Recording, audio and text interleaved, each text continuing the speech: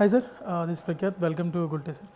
So almost మెగాలో Pawan Kalyan గారివి రామ్ చరణ్ గారి next 1 movies మీ దగ్గరే చేస్తున్నారు. ఎలా అనిపిస్తుంది? Almost 2 major most awaited movies చేస్తున్నారు. చాలా హ్యాపీగా ఉంటుందండి. అంతకంటే కావాల్సిందే ఉంది. చాలా హ్యాపీగా గర్వంగా ఉంది. ఫస్ట్ థింగ్, పెద్ద హీరోస్కి చేసేటప్పుడు ఒక చిన్న ప్రెషర్ ఉంటుంది. ఫ్యాన్స్ ఏంటంటే విజిల్ వర్ది మూమెంట్స్ కోసం, పంచ్ డైలాగ్స్ కోసం బాగా వెయిట్ చేస్తుంటారు. సో మీరు రాసేటప్పుడు ఆ ప్రెషర్ ఉంటుందా మీ దగ్గర? అస్సలు ఉండదండి. నేను అసలు ప్రెజర్ తీసుకోను. ప్రెజర్ తీసుకుంటే రాయలేము. అది కరెక్ట్గా తీసుకోకూడదు కూడా. నేను పెద్ద హీరో సినిమా అయినా చిన్న హీరో సినిమా అయినా విజిల్స్ రావడం కోసమే ట్రై చేస్తానండి. చిన్న హీరో సినిమా అయితే విజిల్స్ అక్కర్లేదని ఎవడనుకుంటాడు? ఎవరు అనుకోరు కదా. పెద్ద హీరో అయినా చిన్న హీరో అయినా ఏ హీరో అయినా సరే విజిల్స్ రావాలి, థియేటర్ ఎంజాయ్ చేయాలనే మనం రాస్తాం. నేను రాసేటప్పుడు చూసేది ఆ క్యారెక్టర్ ఏంటి, ఆ క్యారెక్టరైజేషన్ ఏమిటి, ఆ హీరో స్ట్రేచర్ ఏమిటి, ఆ హీరోకు ఉన్నటువంటి ఆ స్టార్డమ్ని మనం దృష్టిలో పెట్టుకోవాలి, క్యారెక్టర్ని కూడా మనం దృష్టిలో పెట్టుకోవాలి. క్యారెక్టర్ని దాటకూడదు, అందుకని చెప్పి స్టార్డమ్ని మనం మర్చిపోకూడదు. సో వీటన్నిటిని దృష్టిలో పెట్టుకుని నేను రాస్తాను అంతే. ఓకే, ప్రెజర్ అయితే తీసుకోను. సో ఇప్పుడు గేమ్ చేంజర్కి Shankar garu natively he's a Tamilian. So script అనేది ఒక తమిళ్లో చేసి మీకు ఏమన్నా ఒకటి ఇచ్చారా, లేకపోతే ఆర్ మీరు మీతో పాటు కూర్చొని తెలుగులో రెడీ చేశారా స్క్రిప్ట్ ఏదన్నా? అదేం లేదండి. అంటే మీరు ఇన్వాల్వ్ అవుతారు కదా స్క్రిప్ట్ స్టేజ్లో కూడా డైలాగ్స్కి? నేను ముందు కథ మొత్తం విన్నాను. ఆ తర్వాత ప్రతి సీన్ కూడా శంకర్ గారు ఏమనుకుంటారో ఏమిటనేది దాన్ని 100% ఆ ట్రీట్మెంట్ రాసి ఆ ట్రీట్మెంట్ని తెలుగులో ట్రాన్స్లేట్ చేసి నాకు పంపించేవాళ్ళు. నేను దాని డైలాగ్ రాసి పంపించేవాడిని. ఓకే, షూటింగ్ స్టేజ్లో మీ ఇన్వాల్వ్మెంట్ ఎంతవరకు ఉంటుంది? లైక్ ఇప్పుడు మీరు ఒక డైలాగ్ రాస్తారు, దానికి మీరు టోన్ ఇస్తారా? మీరు రాసేటప్పుడు ఈ టోన్లో చెప్పాలి ఇది, ఆర్ ఈ టైప్లో? నేను నేరేట్ చేసేటప్పుడు ఆటోమేటిక్గా అర్థమైపోతుందండి అది. ఓకే, నేను సీన్ పేపర్ నేరేట్ చేసేటప్పుడు అర్థమవుతుంది. ఓకే, బట్ మీరు వెళ్తారా షూటింగ్స్కి? లైక్ ఇప్పుడు వాళ్ళ ప్రొనౌన్సియేషన్ కానీ ఆర్టికులేషన్ కానీ అది చెప్పడానికి అంటే కంపల్సరీగా ప్రతిరోజు అనేది అంటే అది పరిస్థితిని బట్టి ఆధారపడి ఉంటుందండి. 100% డైలాగ్ రైటర్ ఉండాలి ఈ సీన్లో అనుకుంటే ముందు చెప్తారు, దాన్ని బట్టి మనం వెళ్ళిపోతాం. ఓకే, అవసరం ఉందనుకున్నప్పుడు ఖచ్చితంగా ఉంటాను నేను. ఓకే, డబ్బింగ్ స్టేజ్లో కానీ అంతేగా. ఒకవేళ డైరెక్టర్ గారు ఇక్కడ డైలాగ్ రైటర్ కావాలి అనుకుంటే ఖచ్చితంగా నేను ఉంటాను. Okay, so if you go back, మీరు ఇంట్రడ్యూస్ అయింది క్రిష్ గారి, ప్రాపర్గా ఇంట్రడ్యూస్ అయింది క్రిష్ గారి మూవీతో, and your association also is చాలా ఎక్కువ ఉంది. ప్రతి మూవీకి ఆల్మోస్ట్ మీరు చేస్తున్నారు. ఇప్పుడు హరిహర వీరమల్లు క్రిష్ గారు 90% షూట్ చేసి another director took over. So మీరు ఆ డైరెక్టర్తో ఎలా ఉండింది అసోసియేషన్? లైక్ ఎవరితో? హేమరత్నం గారి కొడుకు టేక్ ఓవర్ చేశారు. నేను చేయట్లేదు. మీరు చేయట్లేదా? క్రిష్ గారు ఉన్నంత వరకు నేను ఉన్నాను. ఓకే, ఇప్పుడు నేను లేను. ఓకే, క్రిష్ గారితో పాటు నేను కూడా బయటకు వచ్చేసాను. సో ఎలా ఉండబోతుంది Harihara Veeramallu? Like in your words. Sir అద్భుతమైన సబ్జెక్ట్ అది. హరిహర వీరమల్లు చాలా గొప్ప సబ్జెక్టు. అసలు ఆ సబ్జెక్టు ఎప్పుడెప్పుడు వస్తుందా అని చెప్పి నేను కూడా ఎదురు చూస్తూ ఉన్నా. ఓకే, చాలా గొప్ప సబ్జెక్ట్ అండి. ఓకే, ఈ మధ్యకాలంలో బేసిక్గా డైలాగ్స్ అనే దాన్ని బీజిఎం అండ్ విజువల్స్ కొంచెం డామినేట్ చేస్తున్నాయి జనరల్గా. So as a dialogue writer మీరు తీసుకునే కేర్ కానీ ఎలా ఉంటుంది? నా డైలాగ్కే వాళ్ళు బీజిఎం కొట్టాలి అనేలాగా రాస్తారా, లేకపోతే ఎలా? లైక్ అది ఉంటుందా మైండ్లో, బీజిఎం డామినేట్ చేసేది ఇక్కడ నన్ను అని? అది డైరెక్టర్ని బట్టి ఆధారపడి ఉంటుందండి. ఎక్కడ డైలాగ్ హైలైట్ అవ్వాలి, ఎక్కడ బీజిఎం హైలైట్ అవ్వాలి, ఎక్కడ విజువల్ హైలైట్ అవ్వాలి అనేది డైరెక్టర్కి అర్థమవుతుంది. డైరెక్టర్కి తెలుసు. సో డైరెక్టర్ తనకు కావాల్సినట్టు తను చేయించుకుంటాడు. ఓకే, ఇప్పుడు నేను వెళ్ళిపోయి ఆర్ఆర్ దగ్గర కూర్చోను కదా, కూర్చుంటే ఎత్తి అవతలేస్తారు. అలాగే పడేటివి ఉండదులే కానీ, బట్ అగైన్ ఎంతవరకు అది మైండ్లో ఉంటుంది మీరు రాసేటప్పుడు? మన పని ఒకటే సార్. మన పని ఏమిటి? డైలాగ్ కరెక్ట్గా రాసామా లేదా, దానికి న్యాయం చేసామా లేదా, అది జనానికి వినపడాలా లేదా, వినిపించకూడదా అనేది అది డైరెక్టరు ఏ డైలాగు ఎక్కడ బీజిఎం హైలైట్ అవ్వాలి, ఎక్కడ డైలాగ్ హైలైట్ అవ్వాలి ఏంటంటే, ఇప్పుడు ఒక మంచి డైలాగ్ని జనానికి వినిపించకుండా ఎవరూ దాన్ని అడ్డుకోరు. ఇప్పుడు ఎవరికైనా కావాల్సింది ఏంటండి? ఆడియన్స్ నుంచి రెస్పాన్స్ రావడమే కదా. అవును, ఆడియన్స్ దాన్ని అబ్బా అనుకోవడమే కదా, ఆడియన్స్ క్లాప్స్ కొట్టడమే కదా, వాళ్ళ విజిల్స్ కోసమే కదా మనం సినిమా తీసేది. డైరెక్టర్ అయినా డైలాగ్ రైటర్ అయినా ఎవరైనా పనిచేసేది ఆడియన్స్ కోసమే కదా. సో ఈ మంచి డైలాగు ఇది వెళ్తే వాళ్ళు జనం ఎంజాయ్ చేస్తారు అనుకున్నప్పుడు దాని జనంలోకి వెళ్ళనీయకుండా ఎందుకు ఆపుతారు? బట్ ఇన్ జనరల్గా ఇంపార్టెన్స్ అనేది కొంచెం డౌన్ అవుతున్న టైంలో కదా. సో లేదమ్మా, నాకు తెలిసినంత వరకు నేను రాసిన మంచి డైలాగ్ ఏది జనంలోకి వెళ్ళకుండా లేదు. ఓకే, ఫలానాది చాలా మంచి డైలాగు కానీ అది వెళ్ళలేదండి జనంలోకి అని చెప్పండి ఒక డైలాగ్ని. నా డైలాగ్స్ అన్నీ ఒక డైలాగ్ బాగుంది అనుకుంటే ఖచ్చితంగా జనంలోకి వెళ్ళింది, జనం దాన్ని యాక్సెప్ట్ చేశారు, దాన్ని బాగా రిసీవ్ చేసుకున్నారు. కాబట్టే నా డైలాగులు జనంలో నిలబడిపోయినాయి. నా డైలాగులు అసెంబ్లీలో కూడా మాట్లాడుకున్నారు. సో ఇది జరిగిందంటే ఆర్టిస్టులు హీరో అద్భుతంగా చెప్పడం వల్ల, అలాగే కొన్ని డైలాగ్స్ అట్లా క్యారెక్టర్ యాక్టర్లు చెప్పిన డైలాగులు కూడా బాగా పేలిన సందర్భాలు ఉన్నాయి. నా డైలాగులు బాగా పేలినాయి అంటే అది చెప్పిన ఆర్టిస్టు, తీసిన డైరెక్టరు, దాన్ని క్యాప్చర్ చేసిన కెమెరామ్యాను, డబ్బింగ్ ఆర్టిస్టులు కూడా అద్భుతంగా చెప్పబట్టే నా డైలాగ్ అనేది ఇప్పుడు ఈ రోజున జనబాహుల్యంలో ఉంటుంది. డబ్బింగ్ ఆర్టిస్ట్ సరిగ్గా చెప్పకపోతే నా డైలాగ్ ఎవరిసారి లేదు, ఎవరు వినరు కదా. వాళ్ళ మాడ్యులేషన్ కరెక్ట్గా ఉంటేనే కదా. అవును. అగైన్ ఇప్పుడు మనం టీజర్స్లో ట్రైలర్స్లో కొన్ని అలా డైలాగ్ కట్స్ చూస్తూ ఉంటాం. సో దాంట్లో మీ ఇన్పుట్ ఏమైనా ఉంటుందా, ఈ డైలాగులు టీజర్కి వాడితే బాగుంటుంది, ఆర్ ఈ ఇప్పుడు ఎగ్జాంపుల్ గేమ్ చేంజర్లో ఒక డైలాగ్తో స్టార్ట్ అవుద్ది, రామ్ అని అంత మంచివాడు ఉండరు, అలా అని తప్పు చేస్తే చెడ్డవాడు ఉండరు. సో ఇది మీరు ఒక సీన్కి రాసుకుంటారు, దాన్ని టీజర్కి తీసుకోవాలనేది వాళ్ళ చాయిస్ ఉంటుందా, ఆర్ మీరు అని ఇన్పుట్ ఉంటుందా? Director choice. Director choice. But మీరు అలా అనుకుంటారా, ఇది టీజర్కి రాస్తే ఉంటే బాగుంటుంది, మీరు రాసేటప్పుడు ఒక ట్రైలర్కి ఇది పడితే బాగుంటుంది, హైలైట్స్ అనుకుంటారు కదా, ఈ డైలాగ్ ఏదైనా టీజర్లో వస్తే బాగుండని సహజంగా అనుకుంటుంటాం. అలాంటివి ఎన్ని ఉన్నాయి సార్ గేమ్ చేంజర్లో? చాలా ఉన్నాయి. చాలా. ఈ ఫ్యాన్ వర్తి విజిల్ మూమెంట్స్ ఎన్ని ఉండబోతున్నాయి? చాలా ఉంటాయి, చాలా లెక్కలేదు. ఇప్పుడు టీజర్లో ఒకే ఒక డైలాగ్ రామ్ చరణ్ గారు ఉంది, అన్ప్రెడిక్టబుల్ అని. అన్ప్రెడిక్టబుల్. సో దాని ఇంపార్టెన్స్ ఏంటి మూవీలో, లైక్ అన్ప్రెడిక్టబుల్ అనేది? అది చెప్తే కథ మొత్తం చెప్పాలి మీకు. మొత్తం చెప్పేయాలా? సో అంటే క్యారెక్టరే అన్ప్రెడిక్టబుల్ అని అంటే మీరు గెస్ చేసినట్టు ఉండదు. ఓకే. అంటే మీరు ఆ క్యారెక్టరు ఇప్పుడు కోపం వచ్చింది కాబట్టి ఇలా బిహేవ్ చేస్తాడు, ఇప్పుడు కోపం వచ్చింది కాబట్టి హీరో ఇలా రియాక్ట్ అవుతాడు అని చెప్పి సహజంగా మనం ఒక రెగ్యులర్ ఎమోషన్తో ఒక ప్రొడిక్షన్ ఉంటుంది. కానీ ఈ క్యారెక్టరు మీరు అనుకున్నట్టు కాకుండా ఇంకో రకంగా రియాక్ట్ అవుతూ ఉంటుంది. ఓకే. అది మీకు నచ్చుద్ది. ఓకే. మిమ్మల్ని ఒక ఆశ్చర్యానికి గురి చేస్తుంది. ఓకే. అండ్ గేమ్ చేంజర్లో కూడా మల్టిపుల్ పీరియడ్స్ ఉన్నాయి, లైక్ కొంచెం ఫ్లాష్ బ్యాక్ ఎపిసోడ్ ఉన్నట్టుంది ఓల్డ్ది, అండ్ న్యూ ఏజ్ది కూడా ఉంది. సో ఈ అడాప్టబిలిటీ ఆర్ ఈ వేరియేషన్ని డైలాగ్స్లో ఎలా చూపించగలరు? లైక్ వెన్ యూర్ రైటింగ్ అది ఆ వేరియేషన్ అనేది ఆ టైంలో ఇలా ఉండాలి, ఈ టైంలో ఇలా ఉండాలని కథను బట్టి సన్నివేశాన్ని బట్టి క్యారెక్టర్స్ని బట్టి క్యారెక్టరైజేషన్ బట్టి అంతే, దానికి వేరే ఉంటుంది. ఇప్పుడు సపోజు 1940లో సీన్ రాయాల్సి ఉంటే 1940లో ఎలా మాట్లాడుకునేవాళ్ళో మనం. సో దీనికంతా మీరు ఒక రీసెర్చ్ వర్క్ లాగా ఉంటుందా, బట్ మీకు ఆటోమేటిక్గా వస్తుందా లైక్ ఇలా చేయొచ్చు అని? దీనికి రీసెర్చ్ ఉండదండి, ఆటోమేటిక్ మనకు అర్థమైపోతుంది. దానికి పెద్ద రీసెర్చ్ అక్కర్లా, దానికి సింపుల్ లాజిక్ మీకు ఒకటి చెప్తాను నేను, ఎవరైనా చేయగలిగినటువంటిది. అది పెద్ద కష్టం, పుస్తకాలు తిరిగాల్సిన అవసరం లేదు. ఓకే. ఇప్పుడు 1960 బ్యాక్డ్రాప్లో మీకు కథ వచ్చింది అనుకోండి, మీకు ఆ సినిమాకి డైలాగులు రాయాలి. 1960లో సినిమాలు చూడండి. ఓకే. 1960లో వచ్చిన సినిమాలు చూస్తే ఆ సమాజంలో సినిమాలే అయ్యింది. ఇప్పుడు ఆ క్యారెక్టర్స్ మాట్లాడుకునే భాషలన్నీ కూడా భాష 1960లో లాంగ్వేజ్ అయి ఉంటుందిగా, కష్టమే ఉంది. ఓకే. అంతే కదా. ఓకే. ఇప్పుడు 1970లో సీన్స్ రాయాలి నేను, 70లో సినిమాలు చూస్తే చాలు. ఆ 70లో క్యారెక్టర్స్ అన్నీ ఇప్పుడున్న సినిమాలో ఇప్పుడున్నటువంటి కాంటెంపరీ లాంగ్వేజ్ వాడుతున్నాం కదా, అలాగే 70లో వచ్చిన సినిమాల్లో కాంటెంపరీ లాంగ్వేజ్, అప్పటికి కాంటెంపరీ లాంగ్వేజ్ వాడుంటారు కదా. సో సినిమా అనేది ఆనాటి సమాజానికి దర్పణం పడుతుంది. ఓకే.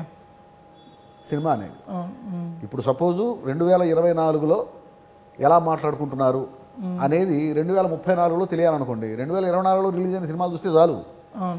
2034లో 2024లో ఉన్న సినిమాలు చూశారనుకోండి, ఇప్పుడు బేబీ లాంటి సినిమాలు చూస్తే చాలు కదా, ఇప్పుడున్న యూత్ ఎలా మాట్లాడుకుంటున్నారో అర్థమైపోతుంది కదా. అవునా లాంగ్వేజ్. ఓకే.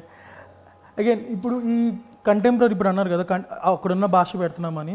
సో ఇప్పుడు మనకేంటంటే మన వాడుక భాషల్లో ఇంగ్లీష్ అనేది ఎక్కువ వచ్చేసింది తెలియకుండానే. ఇప్పుడు నేను మిమ్మల్ని అడుగుతున్నప్పుడు కూడా నాకు తెలియకుండా మధ్య మధ్యలో ఇంగ్లీష్ వస్తూ ఉంటుంది.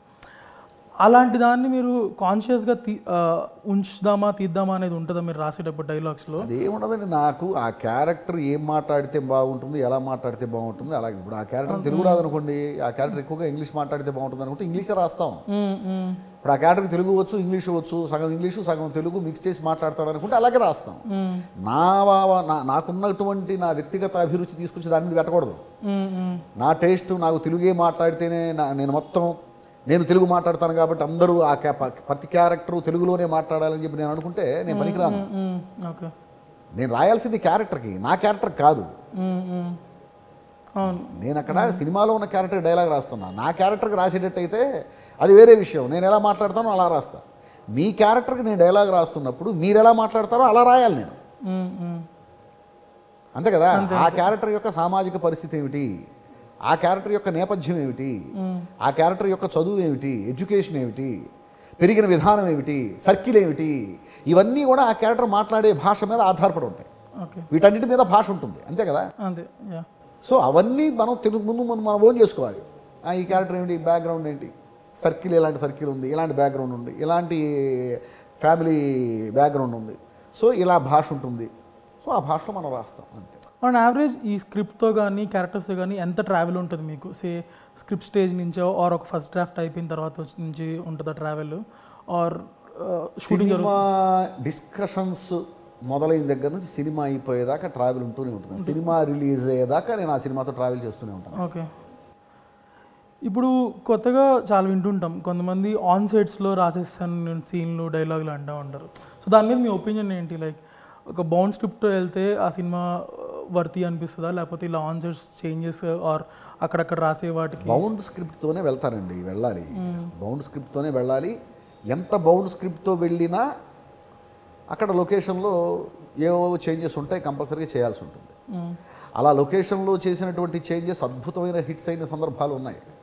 ఇప్పుడు సపోజు గౌతమిపుత్ర శాతకర్ణి మేము ఒక ఉదాహరణ చెప్తాను. బౌండ్ స్క్రిప్ట్తోనే వెళ్ళాము.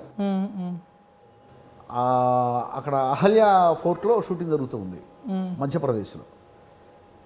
నేను ఆ లొకేషన్కి వెళ్ళిన తర్వాత నాకే మార్చాలనిపించింది సీను.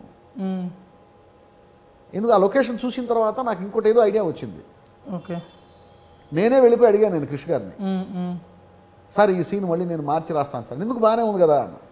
కాదు సార్, ఇంకో వెర్షన్ రాస్తాను సార్, నాకేదో ఇంకో ఐడియా ఏదో వచ్చింది. సరే రాసుకొని తీసుకురా, బాగుంటే నాకైతే ఇది ఓకే, ఈ సీన్ ఓకే, నేను దీనికి ఫిక్స్ అయ్యాను. ఒకవేళ ఏదో రాస్తానన్నావు కదా, రాసి తీసుకురా, ఇంతకంటే అది బాగుంటే ఖచ్చితంగా తీస్తాను. ఓకే సరే అని చెప్పేసి నేను వెళ్ళిపోయి లొకేషన్లో కూర్చొని రాసి తీసుకెళ్ళి చూపించాను. చూసిన తర్వాత ఆయనకు కూడా కరెక్ట్ అనిపించింది.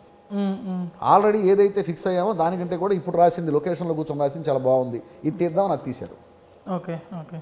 అది ఈ రోజున పెద్ద బాగా మంచి పేరు వచ్చింది, విపరీతమైన పేరు వచ్చింది. పర్టికులర్గా ఆ సీన్ విపరీతంగా పేరు వచ్చింది నాకు. ఓకే. ఏది, దేశం మీసం, అదే దేశం మీసం, అదే చెప్పబోతున్నా ఆ సీన్. సో అదేంటంటే అది అవసరం అయితే, అంటే మనం లొకేషన్లో రాస్తేనే బాగుంటుంది కాబట్టి మనం బౌండ్ స్క్రిప్ట్ తీసుకెళ్ళకూడదు అనేది తప్పు. బౌండ్ స్క్రిప్ట్ చేసిన తర్వాత ఇక లొకేషన్లో ఏదైనా ఐడియా వచ్చినా సరే మార్చకూడదు అంత కూడా తప్పే. ఓకే. బౌండ్ స్క్రిప్ట్తోనే వెళ్ళాలి. లొకేషన్లో ఇంతకంటే బెటర్ ఐడియా వస్తే ఖచ్చితంగా దాన్ని మనం తీసుకోవాలి. ఓకే. రెండూ ఉండాలి. ఓకే. ఇప్పుడు మీరు బిగ్గెస్ట్ ఈవెంట్ ఫిలిమ్స్కి వర్క్ చేశారు లాస్ట్ ఫ్యూ ఇయర్స్లో, మహానటి కానీ, ఆర్ఆర్ఆర్ కానీ, కల్కి కానీ. సో ఈ ఈవెంట్ ఫిలిమ్స్ చేసేటప్పుడు దే ఆర్ విజువల్లీ చాలా పెద్దగా ఉంటాయి. వాటిని మ్యాచ్ చేస్తే డైలాగ్స్ రాయడానికి లైక్ అది ఆ ఎక్సైజ్ ఎలా ఉంటుంది? అంటే ఐ నో ఆ డైరెక్టర్స్ ఇన్పుట్స్ చాలా ఎక్కువ ఉంటాయి అనుకుంటా అలాంటి మూవీస్కి compared to other commercial movies. So అలాంటి మూవీస్కి వర్క్ ఎక్స్పీరియన్స్ ఎలా ఉంటుంది మీకు? లైక్ అంతేనండి, అంటే ఏదైనా కథను బట్టే సార్. ఇప్పుడు కథను బట్టి, క్యారెక్టర్ని బట్టి, ఆ సంఘర్షణ ఏమిటి, ఆ సన్నివేశం ఏమిటి, అది ఎంత పెద్ద బడ్జెట్టు, ఎంత చిన్న బడ్జెట్టు, అది 1,00,000 కోట్లు పెట్టి తీస్తున్నారా లేకపోతే ₹1,00,00,000 పెట్టి తీస్తున్నారా, అది వేరే విషయం. బట్ నా వర్క్ మాత్రం ఆ సన్నివేశానికి నేను న్యాయం చేస్తున్నా లేదా, ఆ సన్నివేశానికి తగ్గట్టే రాయాలి. నేను రాయాల్సింది సబ్జెక్ట్కి, బడ్జెట్కి కాదు. ఓకే. రైటర్ రాయాల్సింది, రైటర్ కానీ ఇంకెవరైనా కానివ్వండి, చేయాల్సింది సబ్జెక్ట్కి, బడ్జెట్కి కాదు. బడ్జెట్ కూడా సబ్జెక్ట్ని బట్టే ఉంటుంది, సబ్జెక్ట్కి తగ్గట్టే బడ్జెట్ ఉంటుంది. సో ఎవరు కూడా బడ్జెట్కి పని చేయకూడదు, సబ్జెక్ట్కి పని చేయాలి. ఓకే నేను అదే చేస్తాను. ఓకే. ఎప్పుడైనా మీకు డైలాగ్స్కి క్రిటిసిజం వచ్చిందా మీకు? లైక్ వస్తాయండి, ఎందుకు రావు? How do you take it, like criticism అనేదాన్ని? సహజం. ఇప్పుడు సపోజ్ నిజంగా అందులో నా తప్పు ఉంటే తీసుకుంటాను. ఓకే. ఒకవేళ అలాంటి నా తప్పు ఎగ్జాంపుల్ లేదనుకో, చెప్పగలరా మీరు క్రిటిసిజం రిసీవ్ చేసి? చెప్పకూడదు. అది చెప్తే ఏమవుతుందంటే, ఇప్పుడు సపోజు ఒక డైలాగ్కి నాకు బ్యాడ్ వచ్చింది, బట్ అది నేను రాయలేదు, అది ఆ లొకేషన్లో డైరెక్టర్ రాసుకున్నాడు అని నేను చెప్పాను అనుకోండి, ఆ సినిమా ఏంటి, పలానా సినిమా, డైరెక్టర్ ఎవరు, పలానా డైరెక్టర్, ఇవన్నీ అవసరమా? బట్ ఆ సిచ్యువేషన్ జరిగిందా? సహజంగా జరుగుతాయి, నాకే కాదు అందరికీ జరుగుతాయి. అప్పుడు మీకు ఎలా అనిపిస్తుంది, లైక్ డైరెక్టర్స్ ఆన్ స్పాట్లో చేంజ్ చేయటము దీని గురించి? అంటే డైరెక్టర్ చేంజ్ చేయకూడదని అంటాం తప్పండి. ఒకవేళ చేంజ్ చేస్తే బాగుంటుంది అనుకున్నప్పుడు ఖచ్చితంగా డైరెక్టర్ చేంజ్ చేస్తాడు. అది డైరెక్టర్ రైట్. ఇప్పుడు సపోజు నేను ఒకటి చెప్తానండి, ఏమి రాశామో అది తీయటం అనేది ఒక ప్రాసెస్. ఎందుకు రాశామో తీయగలిగిన వాడు డైరెక్టర్. నేనేమి రాశానో అది తీయటం అనేది ఒక పద్ధతి, అది ఎవరైనా చేస్తారు. ఎందుకు రాశాను అనేది ఒకటి ఉంటుంది చూసారా, అది తీయగలిగిన వాడు అద్భుతమైన డైరెక్టర్. ఓకే. నేను ఎందుకు రాశానో తీసేటువంటి ప్రాసెస్లో ఏమి రాశానో అది తీయొచ్చు, లేదు దీన్ని మార్చచ్చు. ఓకే. పాయింట్ అర్థమైంది? అర్థమైంది. ఇప్పుడు నేను రాసింది ఏదైతే రాశానో అదే తీయొచ్చు, లేదు దాన్ని మార్చచ్చు. ఓకే. ఎందుకు మార్చాడు? నేను ఎందుకు రాశానో అది ఎస్టాబ్లిష్ అవ్వాలి అంటే, సార్ మీరు ఎందుకు రాశారు కదా, అది ఎస్టాబ్లిష్ అవ్వాలంటే మీరు ఇది రాశారు, ఇంతకంటే కూడా ఇలా గనక ఈ కంటెంట్తో రాస్తే మీరు రాసిన పర్పస్ సాల్వ్ అవుతుందండి అని చెప్తాడు చూసారా. Hats off to that director. Okay. So మార్చకూడదని చెప్పడం లేదండి. ఒకప్పుడు ఆ చేసిన మార్పులు వర్కౌట్ అవుతాయి, ఒకప్పుడు ఆ మార్పులు వర్కౌట్ అవ్వవు. వర్కౌట్ అయినప్పుడు హ్యాపీ ఫీల్ అవుతాం, వర్కౌట్ కానప్పుడు బాధపడతాం. నేను, మీరు, ఎవరైనా అంతే. సింపుల్ అది. వన్ మోర్ థింగ్, ఈ మధ్య ఎక్కువ చూస్తుంది ప్రాస అనేది కొంచెం డైలాగ్స్లో ఎక్కువ ఉంటుంది. ఆర్ యూ లైక్ ఆ ప్రాస ఉండాలనుకునే వాళ్ళ మీరు, లేకపోతే నో అది జస్ట్ నేను ప్రాస కోసం ఇప్పుడు ప్రయత్నించనండి. ఒకవేళ అది పడితే అది ఇప్పుడు ప్రాస అనేది దానంతా అది పడాలి తప్ప మనం ప్రయత్నించకూడదు. ప్రాస కోసం ప్రయత్నించడం అనేది తప్పు. ప్రాస కోసం ప్రయత్నించాల్సింది లిరిక్ రైటర్, డైలాగ్ రైటర్ కాదు. గీత రచయిత ప్రాస కోసం ప్రయత్నించాలి కూడా. మాటల రచయిత ఎప్పుడు కూడా ప్రాస కోసం ప్రయత్నించకూడదు. దానంతట అది పడితే వెళ్ళను. మీరు ఎందుకు సార్ ఎప్పుడు దానంతట అది పడకూడదు అనేది కూడా లేదు. ఓకే. దానంతట అది పడకూడదు అనేది లేదు. దానంతట అది పడింది అనుకోండి, ఓకే రైట్, దానికోసం ప్రయత్నించకూడదు. ఓకే. ఇప్పుడు మీరు దేశం మేసం తిప్పుదాం, దేశం మేసం ప్రాస ఉంది, మరి బాగా ఎంజాయ్ చేశారుగా. అది ప్రాస, దానికోసం నేను ప్రయత్నించలా. దానికోసం నేను ప్రయత్నిస్తే అది రాదు, దానంతట అది వచ్చింది. కాబట్టి ఆ ప్రాస కూడా మీరు యాక్సెప్ట్ చేశారు. ఓకే. నేను ప్రయత్నించి రాసిన దాన్ని మీరు యాక్సెప్ట్ చేయరు. అవును, అది అర్థం కాదు కూడా, ప్రాస అని అదే ఫ్లోలో. మీరు ఎందుకు సార్ ఎప్పుడు లిరికల్ సైడ్కి ఎక్కువ వెళ్ళలేదు? లైక్ నేను లిరిక్స్ ఇచ్చింది కాదండి, అది డిఫరెంట్ గేమ్ అంటారా? డైలాగ్ రైటింగ్ నేను రాస్తానండి, నేను పాటలు రాస్తాను. కాకపోతే ఏంటంటే నాలో ఉన్న డైలాగ్ రైటర్కి ఉన్నంత పర్ఫెక్షను నాలో ఉన్న లిరిక్ రైటర్కి లేదు. ఓకే. నేను ఎప్పుడన్నా సరదాగా అప్పుడప్పుడు ఏమైనా రాయగలుగుతానేమో తప్ప ప్రొఫెషనల్గా రెగ్యులర్గా లిరిక్స్ రాసే వాళ్ళ స్థాయిలో నేను రాయలేను. వన్ మోర్ థింగ్, మీరు ఎప్పుడైనా గోస్ట్ రైటింగ్ చేశారా ఇండస్ట్రీకి రాకముందు? గోస్ట్ రైటింగ్ అనేది నేను ఎప్పుడు చేయలేదండి. ఒక సినిమాకి మాత్రం అనుకోకుండా నేను గోస్ట్గా చేయలేదు. వాస్తవంగా యాక్చువల్గా డైలాగ్ రైటర్గానే ఆ సినిమాకి చేయాల్సింది. బట్ ఆ సినిమా ప్రాసెస్ నచ్చక నేను మధ్యలో వదిలేసి ఒక వెర్షన్ రాసి ఇచ్చి వచ్చేసాను. ఓకే. ఆ సినిమా ఏమిటంటే నేను చెప్పను. ఓకే. అగైన్ గేమ్ చేంజర్కి వస్తే మళ్ళీ మీరు మూవీ చూసారా? లైక్ మూవీ చూసారా? లైక్ రషెస్ కానీ ఆర్? ఇంకా నేను చూస్తాను. షూట్ స్టేజ్లోకి వెళ్ళారు ఎప్పుడైనా? వెళ్ళాను, చాలాసార్లు వెళ్ళాను లొకేషన్కి. ఎలా అనిపిస్తుంది లైక్ ఆన్ సెట్లో రామ్ చరణ్ గారు ఈ డైలాగ్స్ అన్ని ఎగ్జిక్యూట్ చేసేటప్పుడు మీ డైలాగ్స్? అయ్యో sir, Charan Babu man of dedication. Chiranjeevi గారికి ఎంత డెడికేషన్ ఉందో దాన్ని పుణికి పుచ్చుకున్నటువంటి బంగారం. నేను ఎప్పుడు చెప్తాను చరణ్ బాబు గురించి ఏం చెప్తానంటే బంగారం అని చెప్తాను. ఆయన ఆర్టిస్ట్గా ఎంత బంగారం, ఆయన మనసు కూడా అంతే బంగారం, వ్యక్తిత్వం కూడా అంత బంగారం. ఆ డైలాగ్ ఆయన ఓన్ చేసుకునే విధానం కానీ అది ఎన్ని రోజులు ముందు ఇస్తారు సార్కి డైలాగ్స్ మీరు? లైక్ తను ఎంత ప్రిపరేషన్ చేస్తారు డైలాగ్స్కి? ఎవరు? రామ్ చరణ్ గారు. లైక్ అది క్యారెక్టర్ని బట్టి ఉంటుంది. ప్రతి క్యారెక్టర్కి ఇన్ని రోజులే చేయాలనే ఉండదు కదా. ఒక క్యారెక్టర్కి తగ్గట్టు ఉంటుంది. ఓకే. సో ఎలా ఉండబోతుంది గేమ్ చేంజర్? మీకు తెలుసు స్టోరీ, జరిగే ప్రాసెస్ తెలుసు. ఎక్స్ట్రాడినరీ స్టోరీ అండి. ఒక్కొక్క రేంజ్లో ఎక్స్పెక్ట్ చేయొచ్చా? సినిమా అద్భుతమైన సినిమా అవుతుంది. There is no doubt at all. రేపు జనవరి 10వ తారీఖు super duper hit cinema, blockbuster movie వస్తుంది. దాని పేరు గేమ్ చేంజర్. ఓకే, రాసి పెట్టుకోండి. అది. Thank you sir. Thanks for your time. Thank you. Hi, this is Nani and you're watching me on Gulti. Hi, this is Samantha and you're watching me on Gulti. Hi guys, this is Janvi Kapoor and you're watching me on Gulti.com. Hi, this is Dulquer Salman. You're watching me on Gulti. Hi, నేను శోభితా ధూళిపాల. మీరు నన్ను చూస్తున్నారు gulti.com-లో. And you're watching us on Gulti.